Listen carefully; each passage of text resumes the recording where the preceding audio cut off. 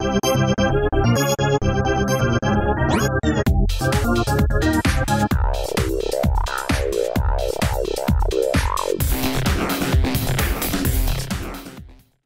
guys, welcome to another episode of Bigman Gaming. This is episode 8, and today I'm going to be talking about Halo 3, the next edition in the Halo series. I'm so excited. We get to finish the fight. We get to finish everything, and we're done. What are you doing? We're talking about Halo 3. We're talking about finishing the fight, and we got the hoodie. We finished the fight, and the last game. No. But it's the last game. No, it isn't. What do you mean? It's not the last game. But it's the last time you're gonna fight the Covenant because we're finishing finish the fight with the Covenant. No, there's still Covenant. But there's no elites because get the treaty. The elites aren't following the prophets anymore. They're all done. So there's no elites though. So at least we're finishing the fight with the elites. No, there's still elites in this. That and it's not even like the last one that Bungie did. They made ODST and Reach after 3. They lied. They lied to us. There's more games. We didn't finish. We don't get to finish. We did finish that fight. I like to finish. No finishing the fight.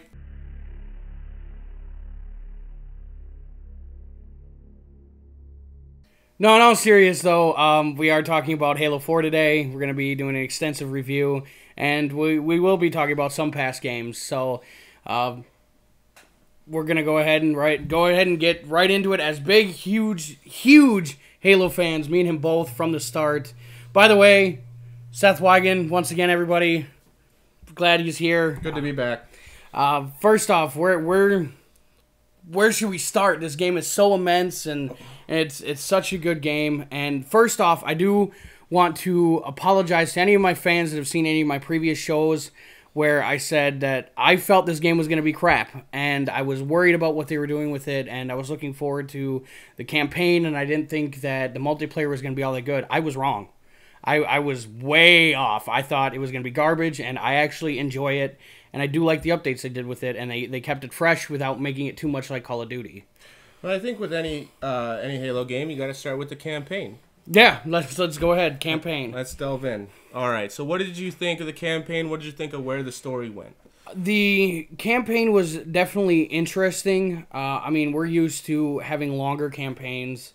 This one was even shorter than Halo 1. So, I mean, length-wise, I was disappointed. But I will say that story-wise, there's a lot of twists and turns. I obviously knew there wasn't going to be any flood this time. Right. Which there's not.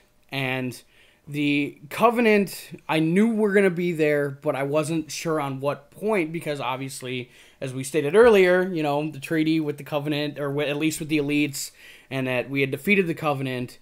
But after doing some research, which I'm disappointed I had to do research, I think it should have been brought to the forefront that this is a different form of the Covenant. Yeah, they're what's called Storm Covenant, which they kind of hint at. They're like, oh, they're more fanatical and they're more out there, but it still would have been nice for them to be like, this isn't the Covenant that we fought 4 years ago. Right. This is a whole different branch of them. Right.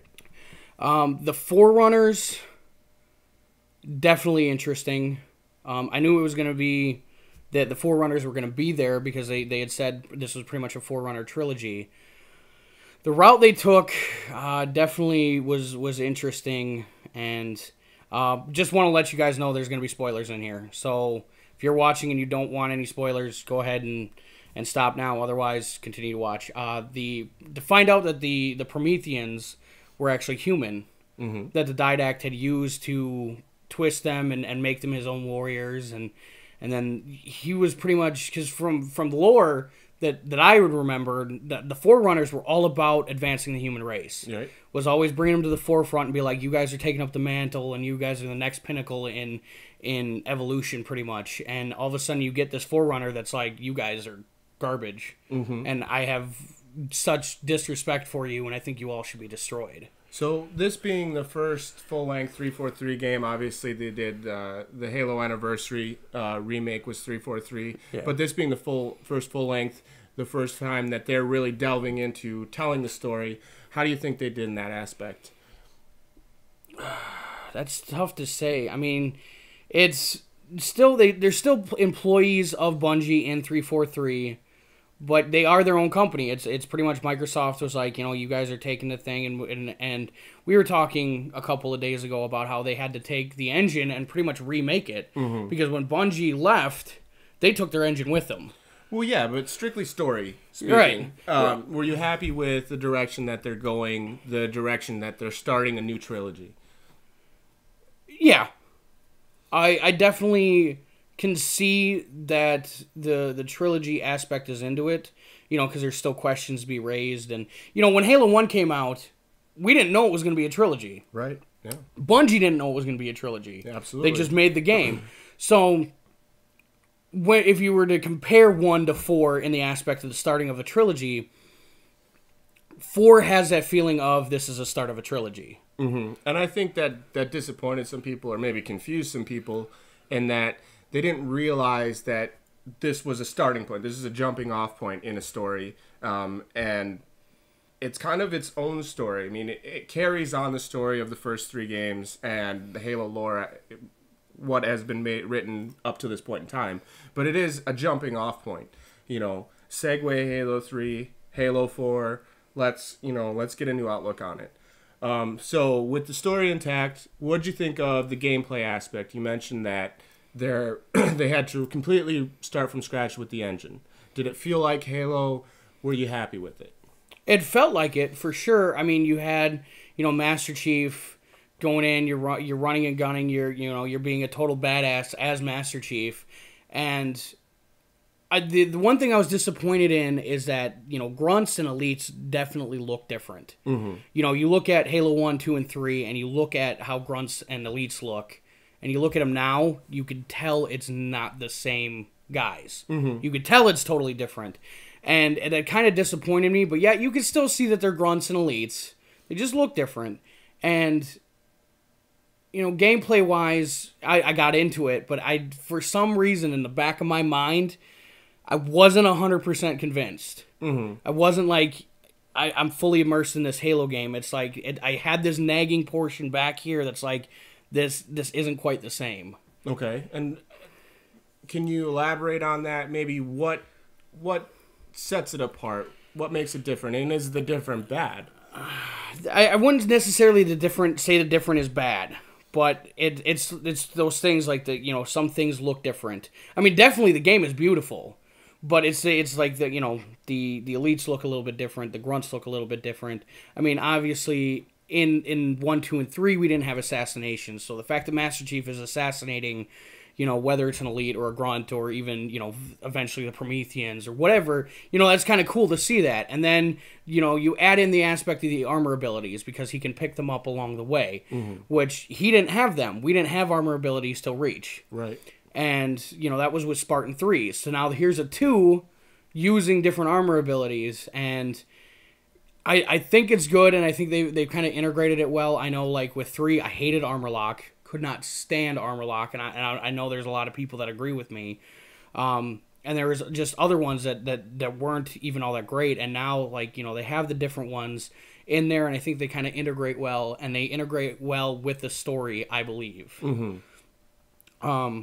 But also, I think, with the campaign, there are options there to play it stylistically... Mm-hmm.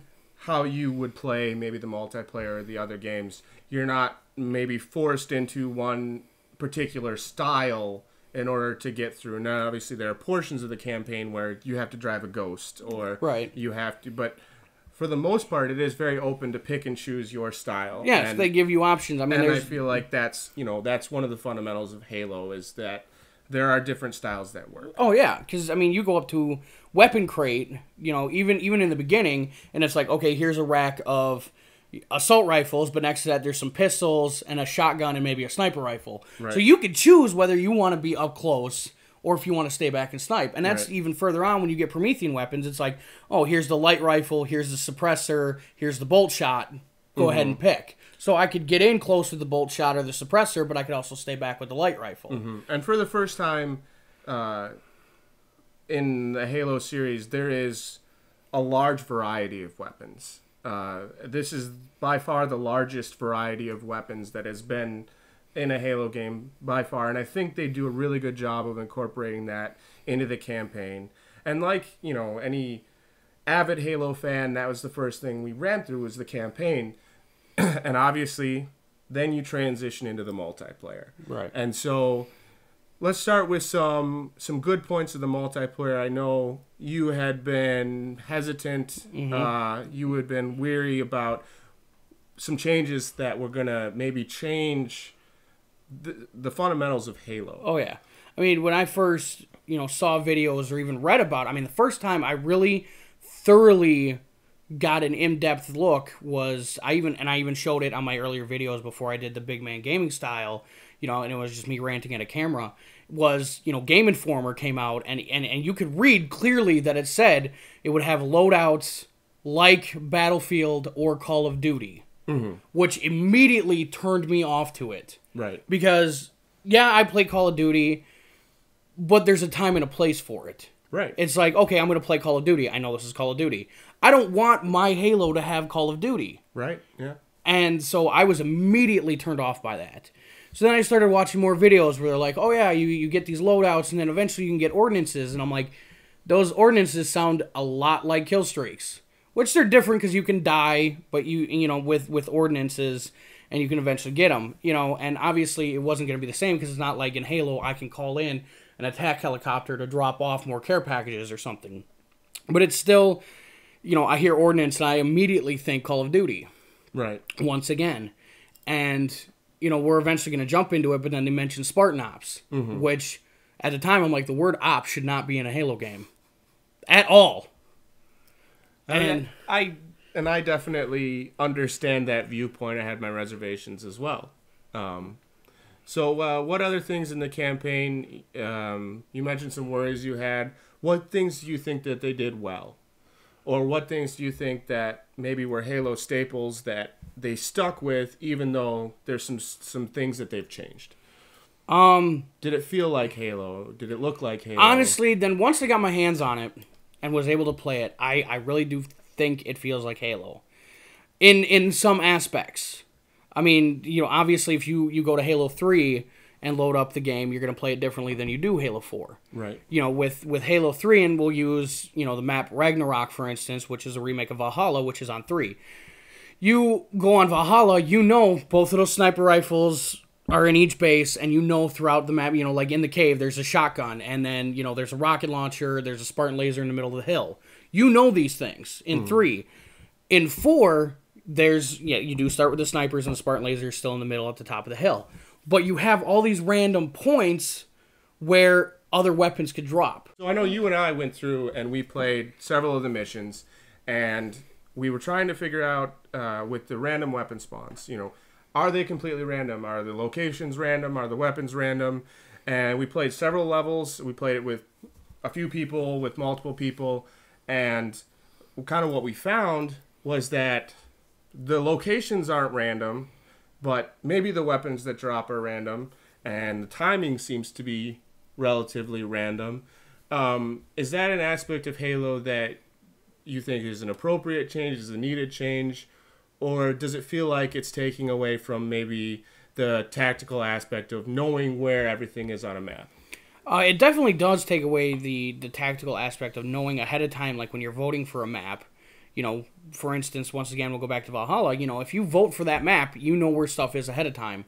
Whereas this one, it's you vote for it and you don't know what's going to appear. I mean, in the multiple times that we played, we'd be on the same map, and the first time we'd get, saws, some grenades, the scattergun, a shotgun. All of a sudden, we play the same map again, and, we get the saw, and then a sniper rifle would appear, and then a needler. So it was, different things would change, and I think it is not a Halo aspect, but at the same time, I think it keeps people on their feet, and it also can give a thing where, for instance, if you're not a good player, and somebody immediately, if you're playing on Ragnarok, they're like, okay, I got the sniper rifle, And now all of a sudden it's like they're not going to be comfortable because it's like, oh, I can just sit here and snipe. Maybe, maybe not. Maybe a binary rifle drops over in the corner and somebody can run and grab that and pick him off. Right. And in previous games, if you controlled the sniper, let's say Ragnarok, Valhalla, Blood Gulch, whatever you want to call it at this point. But I know there were times where you immediately, two people get into a sniper battle. One takes the other one out. The other one would run and get the ammo. Mm-hmm. And then you got to wait for another one to spawn or whatever. Right. But for that period of time, you know you have a tactical advantage as the only sniper on the map. Right. And so I think there's a certain amount of randomness to it. But at the same point in time, at the start of every level, there are consistencies to where the weapons first appear, first arrive. Right. And so I think... So there's a blend there between the Halo tactician and a certain amount of randomness to try to even the field. Right. And it does. I mean, because once again, I mean, yeah, you could go into a map and the sniper has that map, you know, that one guy wins. And yeah, you could be like, okay, I have the shotgun, I can sneak around this way. I could, you know, go from behind, whatever, you know, because there was always that thing of, with Halo, and why I loved Halo is that it was kind of like a rock, paper, scissors match where, okay, this person has this, what can I get to beat him with it, right. and how could I? So now this takes that aspect, but it kind of puts it further, like, okay, here's the rock, paper, scissors aspect, but now I'm going to throw some dynamite in there with it. Right. So you could, you know, once again, somebody gets the binary rifle that's off in the corner and now can, you know, sneak around and pick the guy off. Mm-hmm. So it has that aspect, but it still has a little bit like, okay, now I have to think on my feet. Mm-hmm. Rather just than like, okay, I have the sniper rifle, I have 3 teammates out there, I can kind of sit comfortably. Mm-hmm. And as far as the structure of the levels, they're very much like old Halos. I don't think there's too much variation there. There's too much change as far as what you can expect from the way the levels are constructed.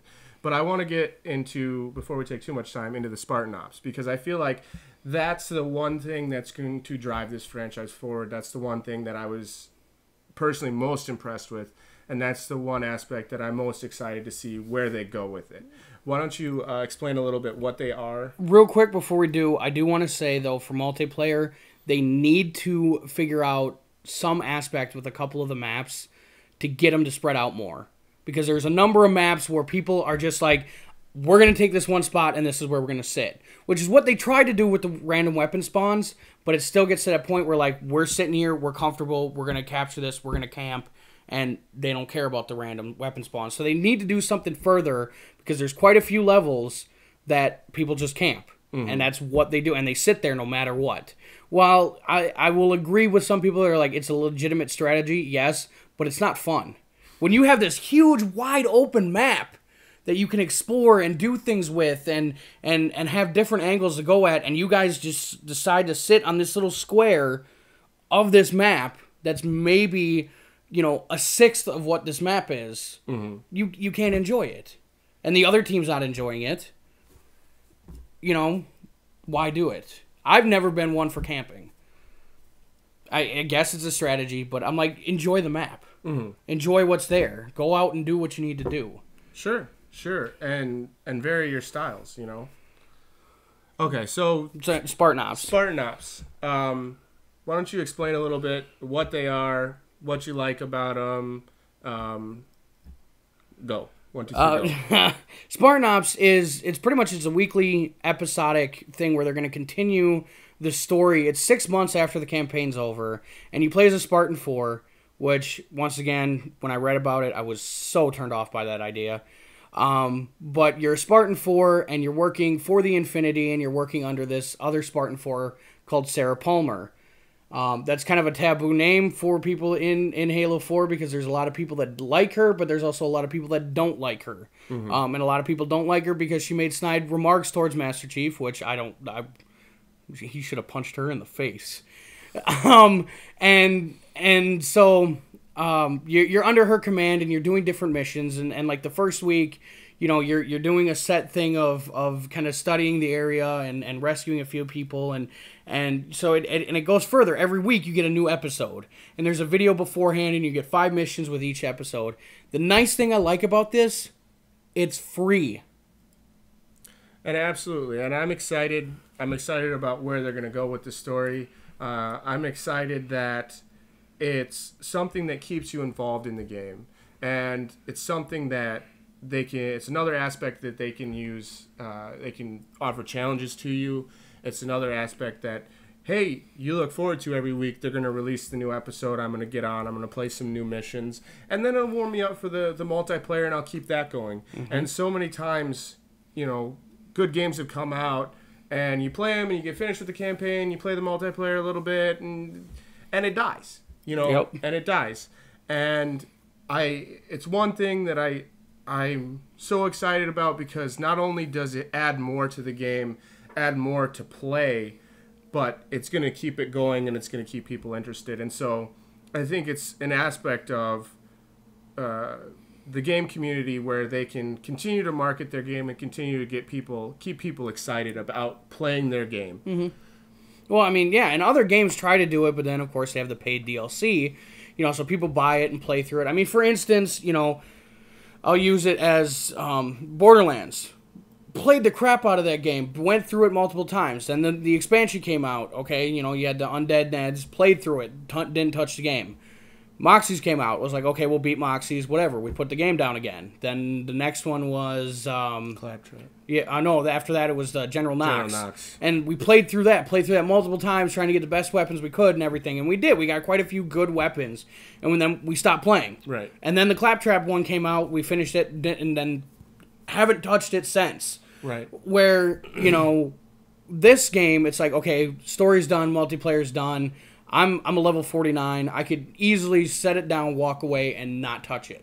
Right. Because I feel that I've gotten quite a bit out of it, and I could go on to something else. But the Spartan Ops gives me something to look forward to every week. And I don't have to pay for it. Yeah. I don't have to be like, oh, here's an extra $10 so I can get, the new episode. The new episode. It's here, automatically. It's on here. Have it. Take it. Mm-hmm. Please, take.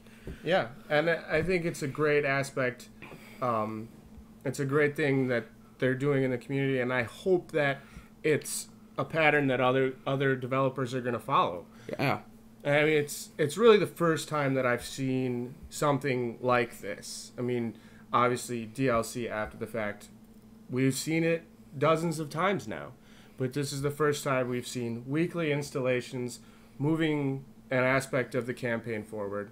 And I'm really happy they did that. Oh, yeah, I am too. I definitely am looking forward to it, and how much is supposed to be there, because obviously we're on season 1, so they plan on having more than just one season. Right. So, I mean, that's got to be quite a few episodes, and I'm definitely looking forward to them.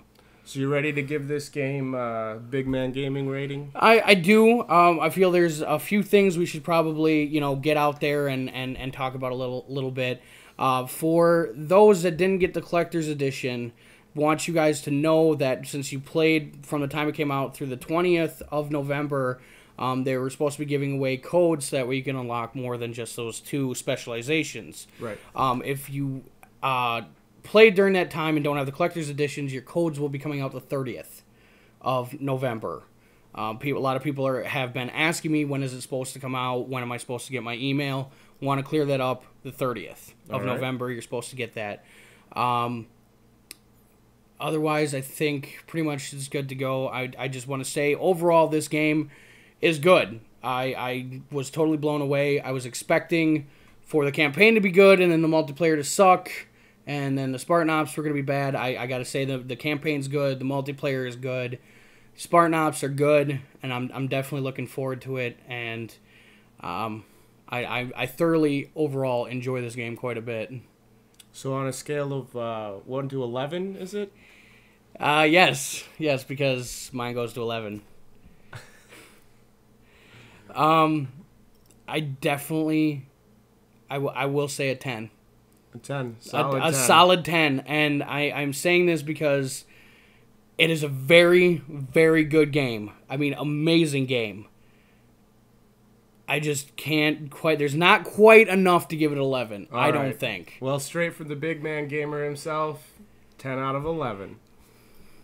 Also, I do want to say that for all of you that have enjoyed every game up until this point, thank you for being with us on the journey and being a Halo fan along with us. it's been a hell of a ride. Oh yeah, I mean, absolutely. we have so many memories from the different games. I shared some of my memories on my Thanksgiving special, but there's so many memories that I can't even count. Two, I really don't even want to go into two. Three, once again, so many memories, so many late night parties and staying up and drinking and playing video games and just having a good time. ODST, we'll just kind of skip past that one too. Yeah. Reach, Out another. of our minds. Yeah, Reach was another good one. It wasn't quite Halo, and there was quite a few things I wasn't quite happy about it, but it was still a good game. And another thing where we stayed up late and played video games and BS'd with friends, and definitely a good time. So But this just in, Master Chief is back. Master Chief is back, and better than ever. Better than ever. I'm hoping to see more of him, and I'm hoping to find out what happens with Cortana, because, God, I love that woman. Don't we all? Don't we all? So, this is the Big Man Gamer. Once again, Seth Wagon, thank you for being on the show. All right. And you guys enjoy your Halo 4 experience, and here's to many more.